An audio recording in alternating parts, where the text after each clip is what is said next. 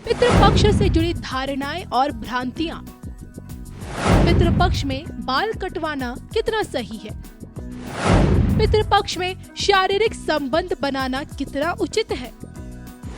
पितृपक्ष में क्या व्रत रखे जाने चाहिए? पितृपक्ष में क्या तीर्थ यात्रा पर जाना चाहिए? देखिए सिर्फ धर्म ज्ञान पर। साथ बहुत सी भ्रांतियां हैं जो फैली भी हैं। अब देखिए उन भ्रांतियों का सच क्या है, आज आपसे ये जानना है। सबसे पहला सवाल आपसे है, इस दौरान पितृपक्ष के दौरान बाल कटवाने चाहिए या नहीं? देखिए, बाल कटवाने के लिए, क्योंकि बाल में शनि का प्रभाव लिया जाता है और शनि का अगर त्याग करते हैं तो पिता पुत्र या कह लीजिए कि पितामह तक का रिश्ता, 3 पीढ़ियों तक का रिश्ता प्रभावित होता है। और क्योंकि अगर पितृपक्ष में अगर आपके विशेष करके उन लोग, अब यहाँ लोग कहते हैं, कविता जी एक भ्रम और टूटेगा यहाँ आपके प्रश्न से, बहुत उत्तम प्रश्न आपने किया है, कि कुछ लोग कहते हैं कि मेरे पिता जीवित हैं तो मैं करवा सकता हूं। नहीं, आप 3 पीढ़ियों तक आपका लिया जाएगा। 3 पिंडी, जब त्रिपिंडी मिलान होता है, जब पिंड मिलान होता है, जब पितृ बनते हैं, मरा हुआ व्यक्ति, जब जिसको पितृ की संज्ञा दी जाती है, 10 दिनों तक, 11वें दिन तक जो है वह 11वें दिन के पूर्व तक जो है, पूर्व संध्या तक वह प्रेत तर्पण दिया जाता है, उनको प्रेत नाम से संबोधित किया जाता है और अशुद्ध पिंड रहता है। उसके बाद पिंड मिलान की प्रथा है। पिंड मिलान क्या है? 3 पिंड को मिलाया जाता है, पितृ, पितामह और जो है उनसे पहले वाली पीढ़ी के पितामह के लिए। तो 3 पीढ़ियों का मिलान होता है पर पितामह का, और तीनों पीढ़ियों को जब उसी एक पिंड से, जो पितृ प्रेत रहते हैं उनके 3 हिस्से करके तीनों पिंडों में मिला दिया जाता है, मिश्रित कर दिया जाता है, उसके बाद वह पितृ बनते हैं। तो ऐसी अवस्था में 3 पीढ़ियों तक लिया जाता है। अगर बाबा की मृत्यु हुई है तो अब आपके पिता अगर जीवित हैं तो आप भी बर्ताव करेंगे, आपके पिता भी बर्ताव उसका करेंगे। तो बाल परित्याज नहीं करवाना चाहिए, खास करके उस हर किसी व्यक्ति को जो तीसरी पीढ़ी के अंतर्गत आता है, उसको यह विशेष ध्यान देना चाहिए कि बाल का परित्याज नहीं होना चाहिए, कैंची इत्यादि, उस्तरा इत्यादि सर पर नहीं लगना चाहिए। और इसी पितृपक्ष के दौरान क्या व्रत रखे जा सकते हैं?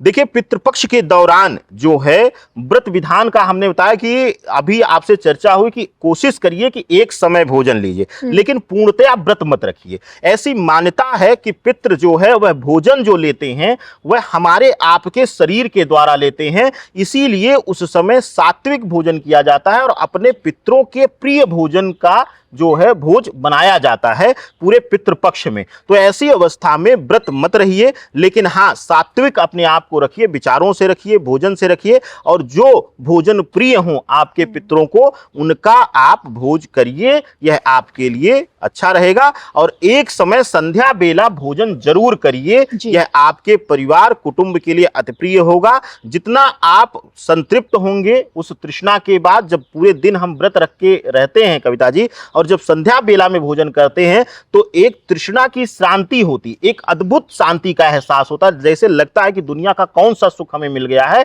जब यह सुख की अनुभूति होगी, इसका अभिप्राय यह है कि हमारे पितृ जो हैं वह संतृप्त हो रहे हैं, शांत हो रहे हैं, प्रसन्न हो रहे हैं।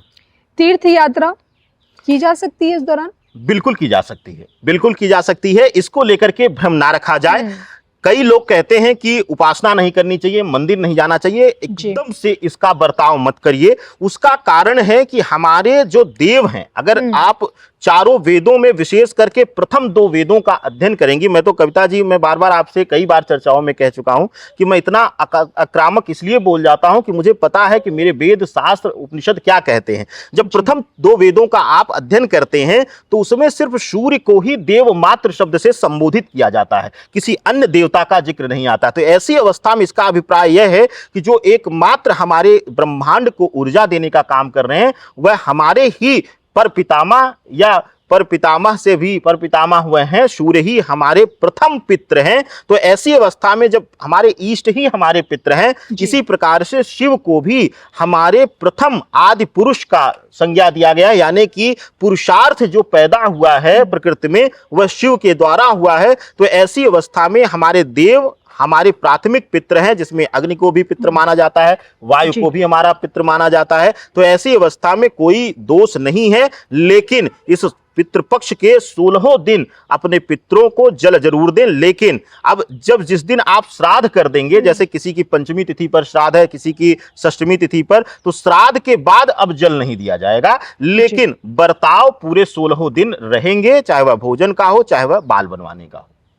चलिए, इसी के साथ एक भ्रांति ये भी है कि इस दौरान शारीरिक संबंध नहीं बनाने चाहिए, और जो अगर बना भी रहे हैं तो फिर अगर वो ये गलती कर रहे हैं तो इसका क्या पश्चाताप उन्हें करना चाहिए? देखिए कविता जी, मैं तो अनेकों नेक चीजों में, मैं सामान्यतः प्रेडिक्शन में भी यह बोलता हूं, आपके साथ तो कई शो हमने किया है, और हम स्वतः बोलते हैं कि शनिवार और अमावस्या तिथि को हर किसी को संबंध परित्याग करना चाहिए। यह विशेष करके ध्यान रखना चाहिए। अगर शनि और अमावस्या, क्योंकि दोनों पितरीय चीजों को दर्शाते हैं, तो अगर सामान्य दिवस को शास्त्र बर्ताव में लाता है तो पितृपक्षों को यह जो सबसे बड़ा बर्ताव की संज्ञा में लिया जाएगा, बर्ताव की श्रेणी में रखा जाएगा।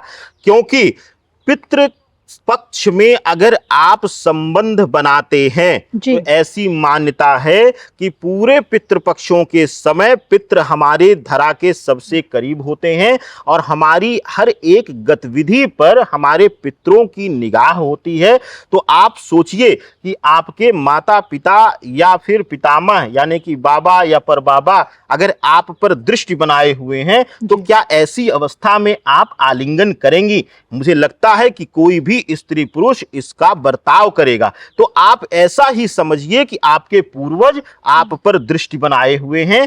ऐसी अवस्था में आपको परित्याग करना चाहिए। अगर आप पितृपक्षों में संबंध बनाते हैं, जो है आलिंगन करते हैं, तो ऐसी अवस्था में आपके लिए विशेष करके आर्थिक दृष्टिकोण से भी पीड़ित होता है, और आपके संतान पक्ष से भी आपको प्रताड़ना मिलती है। आपका संतान जो है उग्र हो जाएगी, आपकी बात नहीं मानेगी, या गलत दिशा में उसका भटकाव हो जाएगा। खूब अच्छी परवरिश देते हुए भी वह अपशब्दों का प्रयोग करेगा। तो सबसे बड़ा जो पीड़ा मिलती है वह संतान पक्ष को लेकर के मिलती है। पितृ कहते हैं कि जिस प्रकार से आपने मेरी लज्जा का सम्मान नहीं किया है, वैसे ही अब आपको भी इस चीज का एहसास हो। यह मैं आपको कह लीजिए कि श्राप दे रहा हूं कि आशीर्वाद दे रहा हूं, उसको जिस भी संज्ञा में ले लीजिए, यह आप ले लीजिएगा।